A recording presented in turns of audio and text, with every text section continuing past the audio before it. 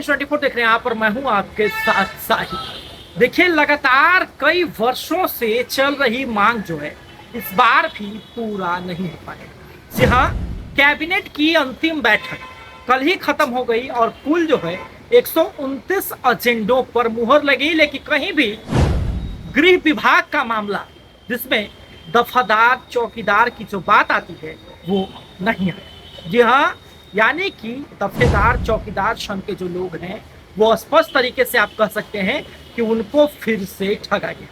देखिए ना, ठगने का सिलसिला भी इनका बड़ा कमाल था। अपनी मांगों को लेकर के लंबा संघर्ष कर रहे हैं। इनका कहना यही कि कुछ आश्रितों का हो गया है, कुछ आश्रितों का और बचा हुआ, एक बार भी हमारी करा। जब चिराग पासवान जी विपक्ष में थे तो कहते थे कि आपकी बात को हम सड़क से सदन तक उठाएंगे। जब चले गए केंद्र मंत्री बन गए तो कभी भी उनका नाम भी नहीं लिया। उन्हीं के जीजा जी अरुण भारती जी जमुई के सांसद हैं, वो एक बार इनके आमरण अनशन को तुड़वाते, लेकिन मामला में ज्यादा कुछ हो नहीं पाता। दूसरी बार जब ये लोग आमरण अनशन पर बैठते हैं तो भाजपा के विधायक लखिंदर पासवान जो है जाकर के इनके अनशन तुड़वाते हैं, लेकिन फिर भी कुछ नहीं होता है तो ये लोग सड़कों पर उतरते हैं।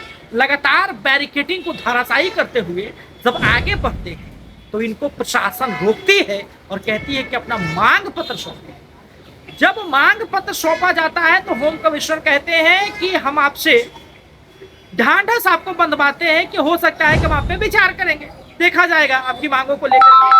ये परमानेंट की जो बात है, परमानेंट आपकी नहीं हो पाएगी। संविदा वगैरह पर सोचा जा सकता है, संगठन से बात करने की बात कही जाती है, संगठन से लोग बात करते हैं, कॉम्प्रोमाइज करते हैं। अब देखिए ना, मांग कहां से कहां पहुंच गई।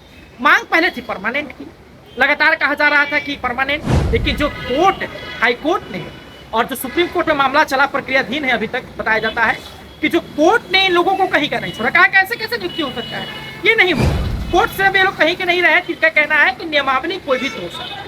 अध्यादेश पास करवाई, अध्यादेश की मांग करते करते करते जब नहीं हुई, इन लोगों ने कॉम्प्रोमाइज किया।